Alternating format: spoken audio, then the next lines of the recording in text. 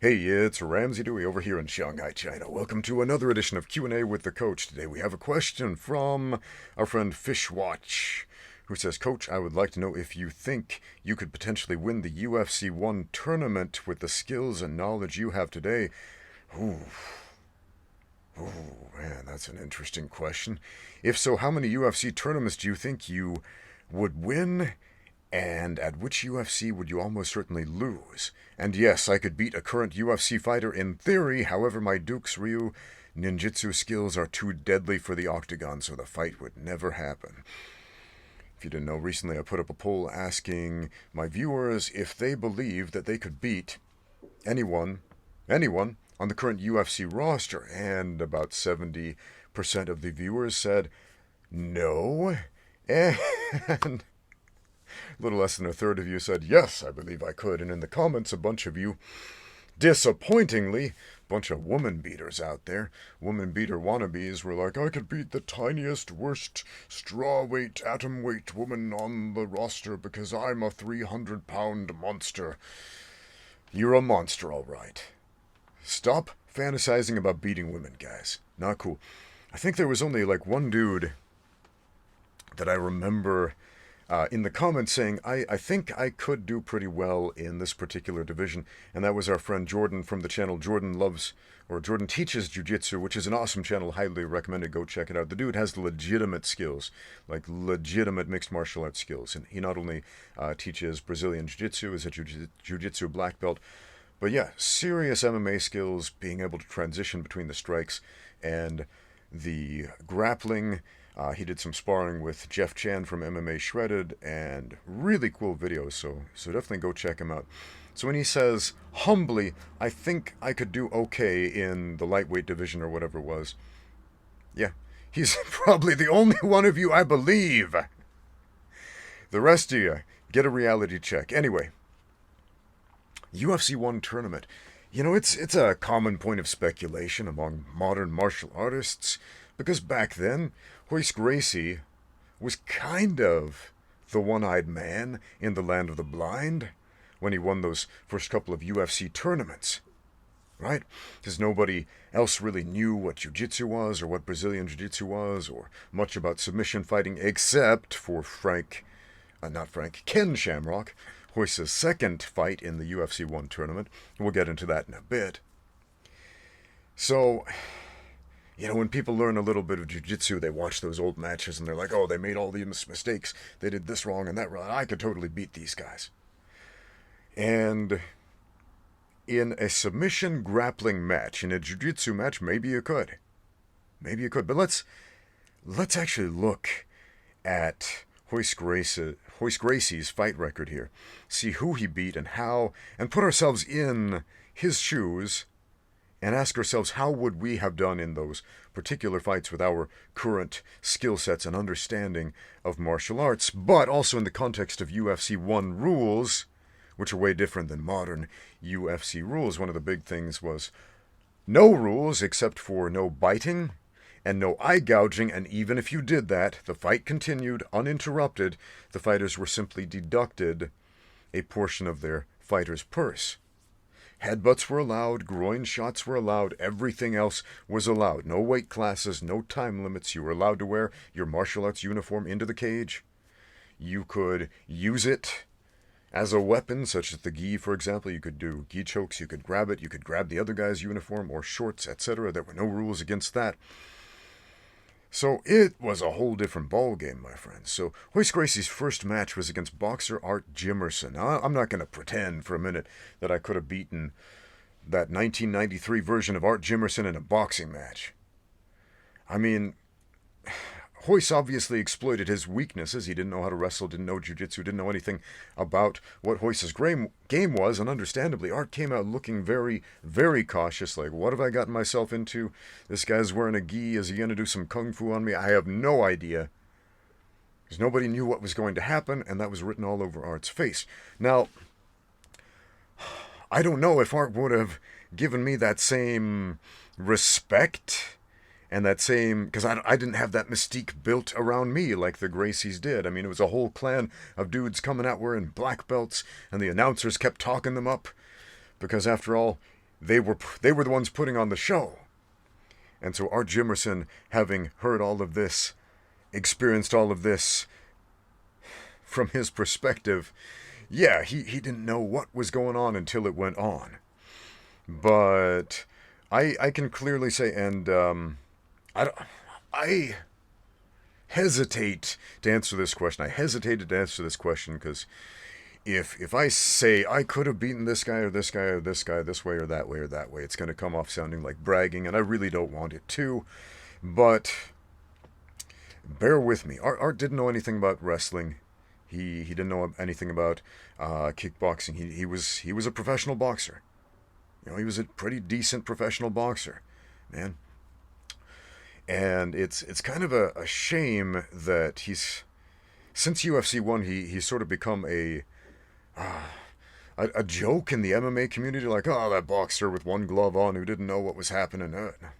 Nobody knew what was happening, well, except for the Gracies, who had already competed in these Vale Tudo tournaments and seen them happen for decades in Brazil. They knew exactly what game they were playing, whereas most other people did not. They were expecting Bloodsport or something like that. So, I've got 30 pounds on Royce Gracie, at least the 1993 version of Royce Gracie. At this point in my life, I'm a significantly better wrestler than Royce was back then. My takedowns, way, way better, right? My wrestling game, way, way better than Royce's was back then. Royce was, I think he was a third-degree black belt in Brazilian Jiu-Jitsu at that point in his career. His Jiu-Jitsu was very good, and you can make arguments and say, oh, well, purple belts today are more technical than black belts back then, and I made a whole video about that, and I think it's comparing apples and oranges, really. They're just different things. Purple belts today generally don't train for Vale Tudo tournaments where you're fighting 3 or 4 guys on one night. It's just not the same thing. But if I were to have fought that version of Art Jimmerson, knowing what I know today, my plan would have been very similar to Royce. Again, first round in the tournament, I want to take as little damage as possible, so I would have shot for his legs, taken him down, worked to pass the guard, move into mount, and either hit him with elbows or work for a submission. Now, Art tapped out to the position. When he got mounted, he was like, okay, I don't know what to do here. And wisely, he tapped out because, you know, he had a whole boxing career to go back to. And he didn't want to go back to that boxing career with injuries or a broken arm or his face cut up with elbows or whatever.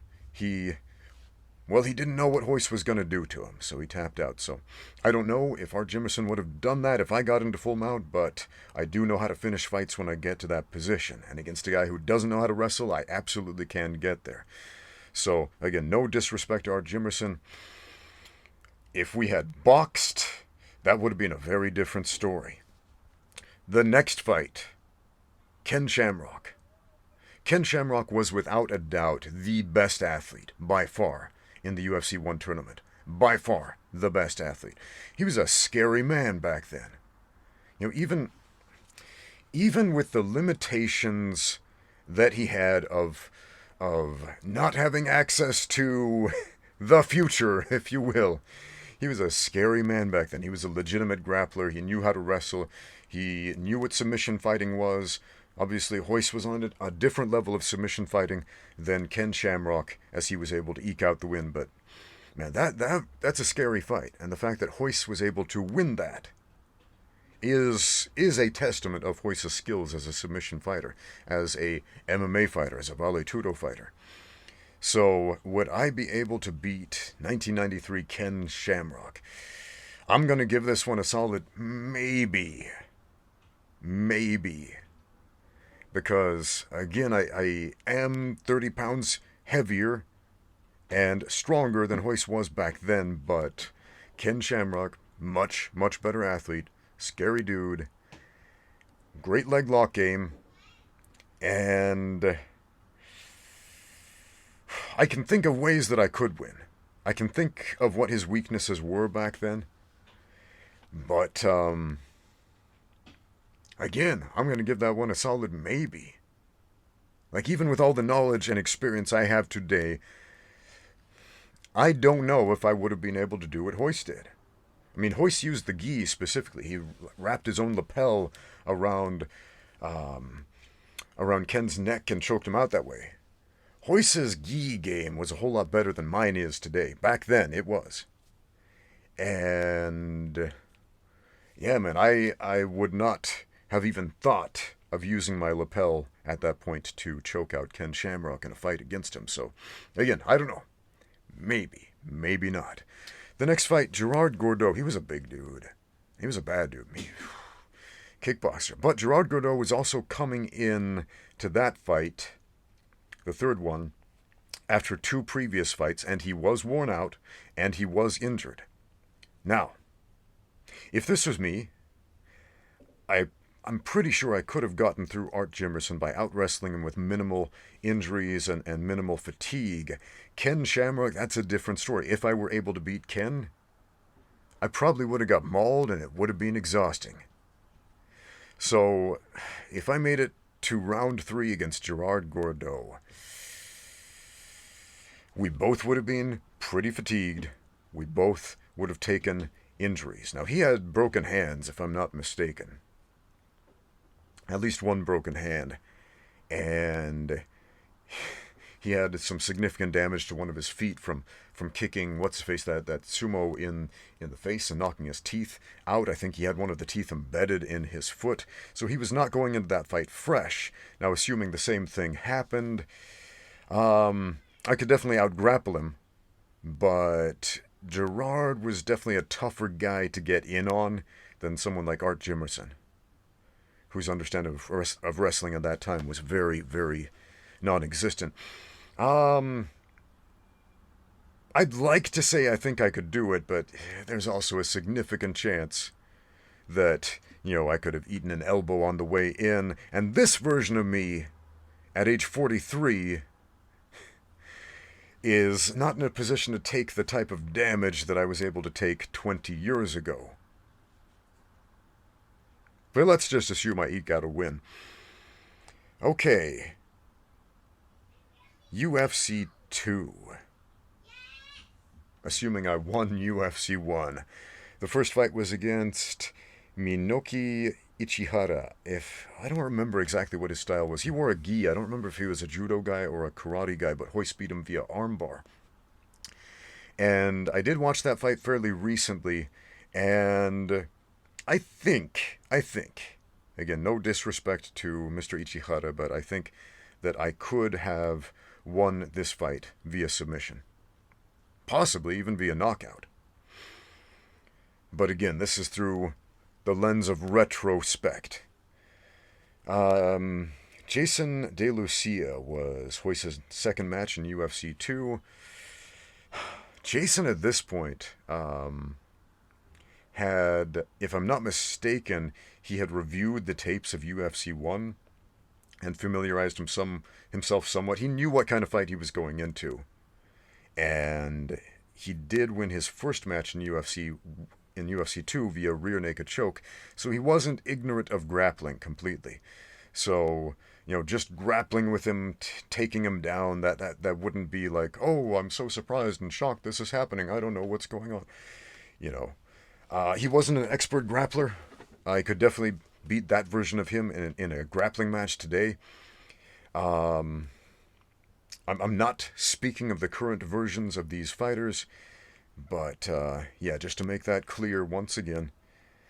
But again, he was kind of a bad dude. I mean, I think I would probably take some damage going through that fight. In fact, up to this point, these first 2 fights, I'd probably take more damage from those 2 than from the previous tournament altogether. Next fight, Remco Pardo. Oh man, he was a heavy dude. He was a big dude. And he was a traditional Japanese jiu-jitsu guy, if I'm not mistaken. He wore the gi into the octagon. Now, he was tired. He was very fatigued from those previous rounds. And I gotta say, my conditioning today is significantly better than most of the guys who went into these early UFC tournaments. They were not conditioned for extended tournament fighting. They just weren't. And they weren't conditioned to change levels from the stand-up game to the grappling game to the ground game and back up again. They just weren't. I am. Again, hindsight is 2020. So a fresh Remco Pardo, I don't like the idea of that match, even with a very limited understanding on his part.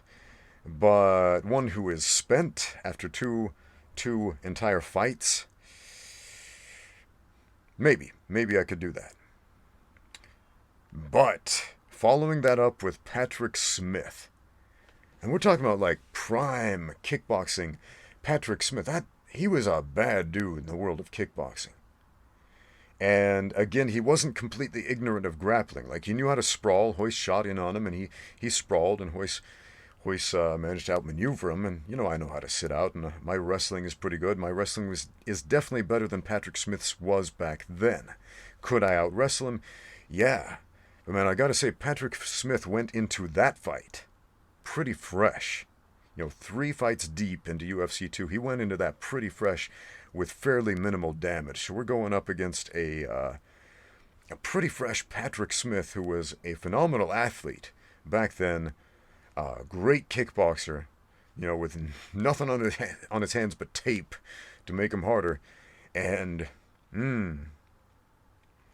considering the guys I just went up against, I would probably be going into that fight pretty fatigued, if not damaged, to be honest.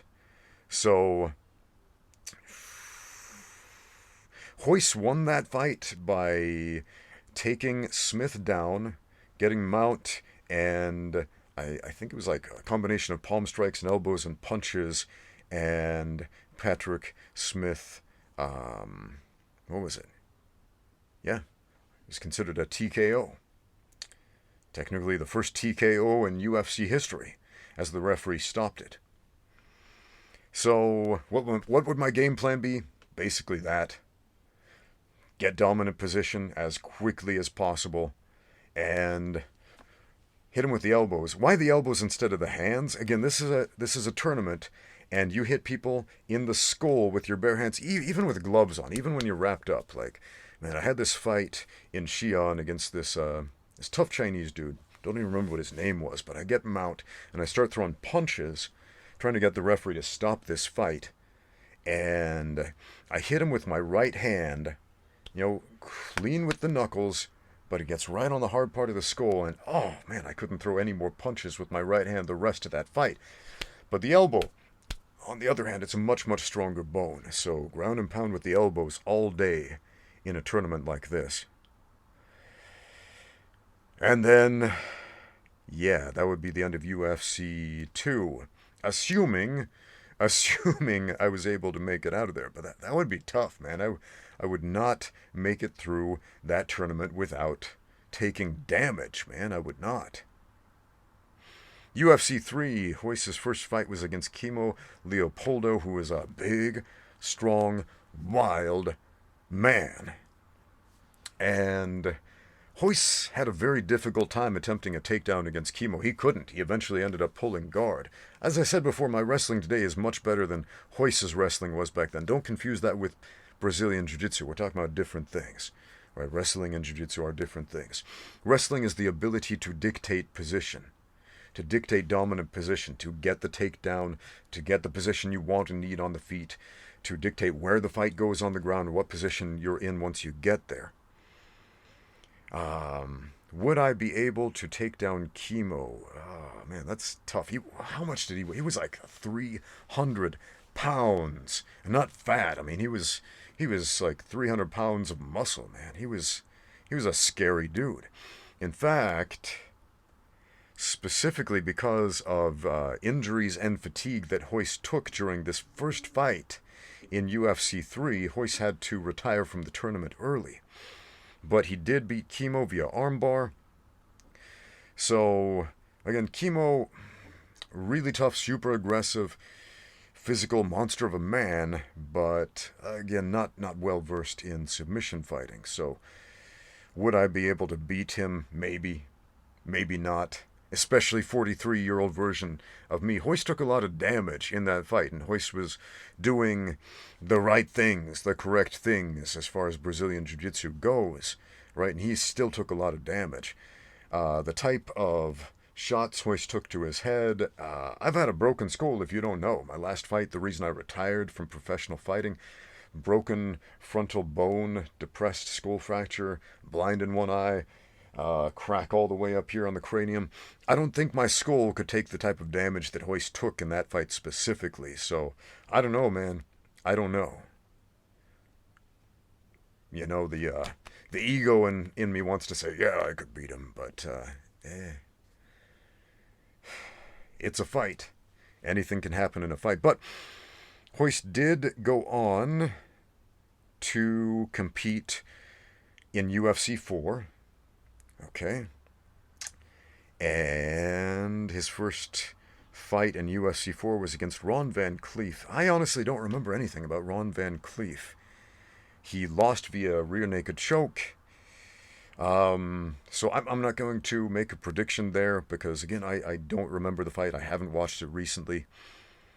So, Keith Hackney, the next fight. Keith had just come off of a fight against Emmanuel Yarborough, a 600-pound sumo wrestler. Now, Keith was, I think he was a Kenpo Karate black belt, pretty decent athlete, strong, physically imposing type of guy, but dwarfed by that giant sumo. And Keith won, but he expended a ton of energy doing it, and he broke his hand in multiple places doing it. So Keith Hackney was going into this fight against Royce Gracie, who, as far as I'm aware, didn't take a whole lot of damage in his fight against Ron Van Cleef. So Royce was going in relatively fresh against a very spent and very injured Keith Hackney. Could I beat a very injured Keith Hackney under those circumstances, knowing what I know today? I probably could. But I wouldn't count him out, man. That dude had heart. And he went on to do some pretty significant things with martial arts after the UFC. He almost became one of the Ultimate Fighter coaches. Man, I wish he would have. Because at one point, the producers of the Ultimate Fighter were wanting to bring back some of these old school UFC guys from like the original UFC as coaches, and one of the guys they were considering was Keith Hackney. I wish that would have happened. That would have been fun to watch. Okay, but then the next match, Dan Severn. Ooh. Now Dan Severn, he didn't throw a lot of strikes. His whole thing was, I want to show that wrestling works. And he got on top of Royce and squashed him for a very long time, like 15 minutes straight, like 15 and a half minutes, until Royce was able to eke out a win with a triangle choke. Now, I've been under circumstances like this against very good wrestlers with limited knowledge of submission fighting who squashed me for a very long time and was able to eke out a submission win. And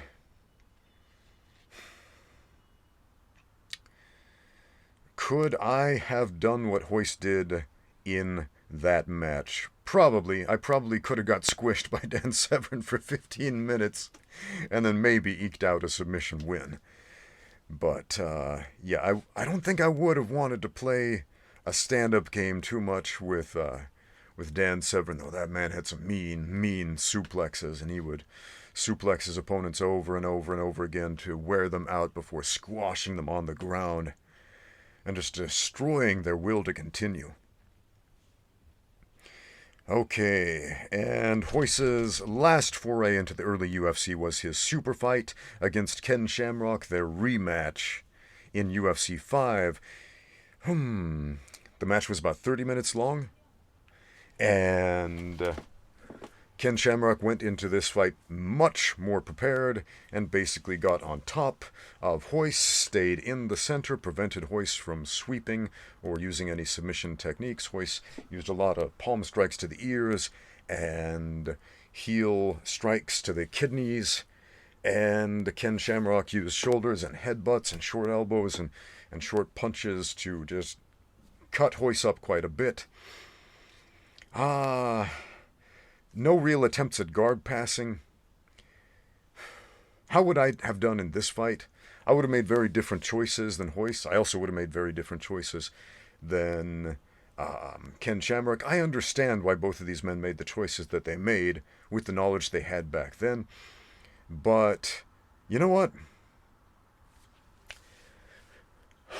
I think I could have pulled this off. It would not be easy. I probably, if I had won, would have left with a face looking like hamburger, probably worse than what Royce had, but I think I could do it.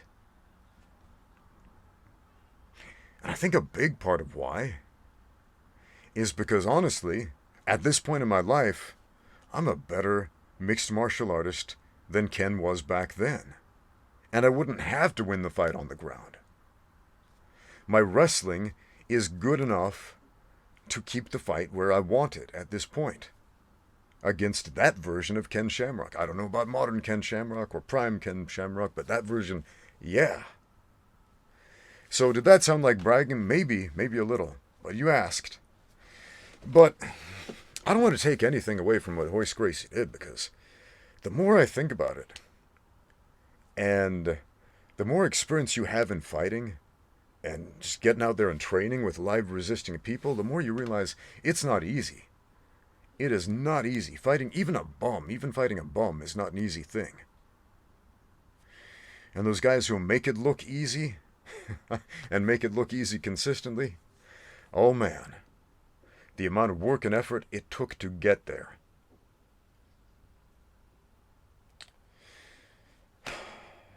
Is tremendous. So, never, ever forget that. Thanks for watching, guys. Now get out there and train.